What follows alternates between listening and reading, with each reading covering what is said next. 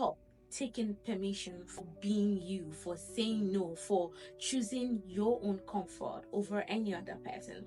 You don't owe anyone the version of you that is burnt out, and you don't owe anyone access to your pace of peace. Hey, beautiful people, welcome back to I Choose Me For podcast. We're starting a new season, and this is the first series in the season 2 addiction. And remember, this podcast is where we pause, reflect, and remember that choosing ourselves is not a luxury, but instead it's a lifestyle. I am your host, P Candy, and today we'll be talking about choosing yourself even when it makes others feel uncomfortable. Why should we, feel sad when we finally say I need space, or this doesn't serve me anymore, or the word as simple as no? Why do we have to feel guilt for that? And to be honest, when you say these things, all of a sudden you become the villain. And why should me prioritizing my own happiness, my own peace, why should it come with an apology? Why should I have to apologize? This doesn't serve me. Why should I have to say, oh, sorry, for saying no for something that I don't want anymore? Why? That is what the society has taught us as women, to be emotionally available, to be emotionally laborers for any other person apart from ourselves. But why don't we just flip the script? Choosing me looks like me being able to practically know when to set the boundaries. Choosing me might sometimes look like having a bubble bath, but sometimes might not. And sometimes might look like slicing a plan. But to cancel something that doesn't serve you, if I'm going to go to this place or go to this event or go to this gathering, I might end up coming back really angry, really mad, really sad. Why not just cancel it? So, being able to cancel things even when it doesn't serve others, as long as it serves you, that is what self-care is about. And let's talk about setting boundaries and sticking to it. That is like you showing that, okay, you are putting yourself first. This is like the stages of what your self-care routine should look like. Even a text on read. When you're sleeping and you get a text and you know that if you look at this text message, you're going to end up being sad, or it's going to end up messing up your whole night. So just ignore the text and go to bed, and then you can always look at the text later. You've been able comfortably saying I'm not okay, and stop faking and stop pretending that you're okay when you're not, and stop acting like, oh, I am a superwoman, because that is what in culture towards to as a woman, to always carry the cross, be the strong one, be the pillar, be this, be that.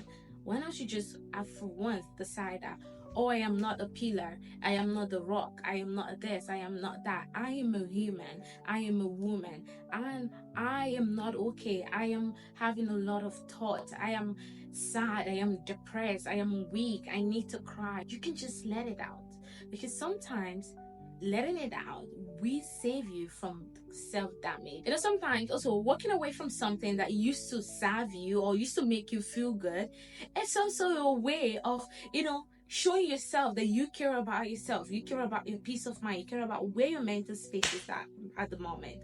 And this week, I am just letting you know that choosing you looks like you turning off your phone sometimes and decide to be happy, decide to love yourself, show yourself a lot of respect, and know what makes you happy, and just be in that space where you feel you're okay. Stop taking permission for being you, for saying no, for choosing your own comfort over any other person.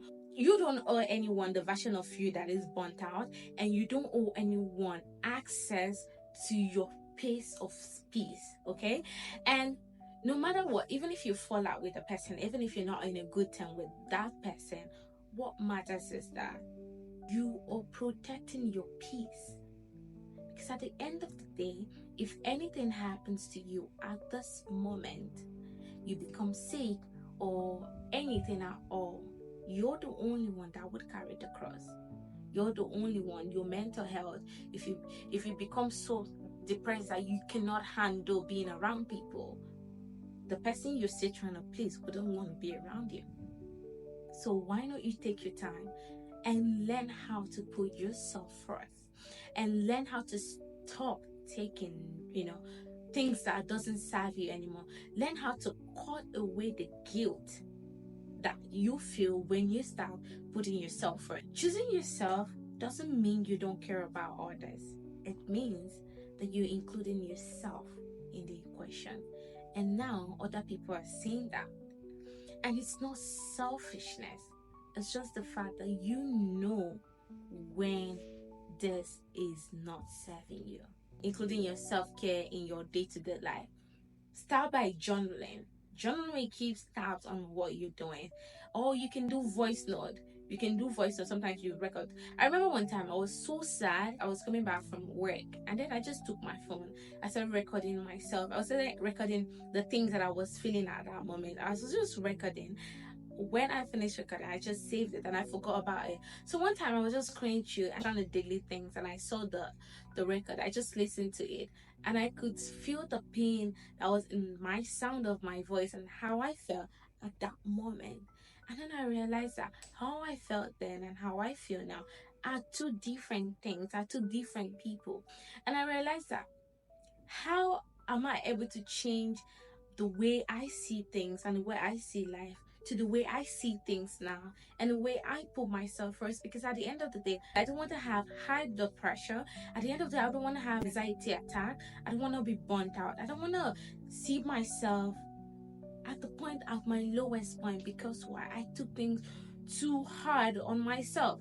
So you should start journaling your thoughts. You should start, if you can journal, you can start doing voice note like I used to do. And then also you can also start asking yourself, what does choosing me look like today? You can ask yourself in a day, every day, what does choosing myself look like today? What did I do for myself to make myself happy? What did I do to include me into the equation of helping people, being the best person I could be for everyone?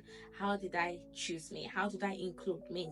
And then it's not about including me just today. I mean including me today, tomorrow, next month, every day. How you ask yourself, how did I include me in the equation of today's activities? You ask yourself that, then it's helping you to return to the base where you put yourself first. When you have the answer of how you're able to put yourself in the equation of what you did in the day, you can write it out, you can shout it, you can scream it, or text it to yourself as a text message. This is how you can be able to start choosing yourself and stop feeling uncomfortable. And even if it makes other people feel uncomfortable, it doesn't bite me, it doesn't kill me. It only makes me feel that I am choosing my faith. And it makes other people see that, oh, she's choosing herself. Oh, she's very confident in herself. Classy, beautiful, and amazing person. She loves herself, blah, blah, blah. They can say whatever they will say, but they will always say the fact that there is something different about you. That is all for today's episode on I Choose Me First podcast, season 2 in its first series. And this is a nice soul chart to remind you that choosing yourself is not a betrayal, but it's you putting yourself first. It's self-care. And I would want you to understand that you don't owe anyone an apology. You don't have to feel guilty, and you don't need anyone's permission to choose yourself. And don't forget, you come first. Okay, thank you so much, and we'll see you next time. Remember to share, subscribe, and love you.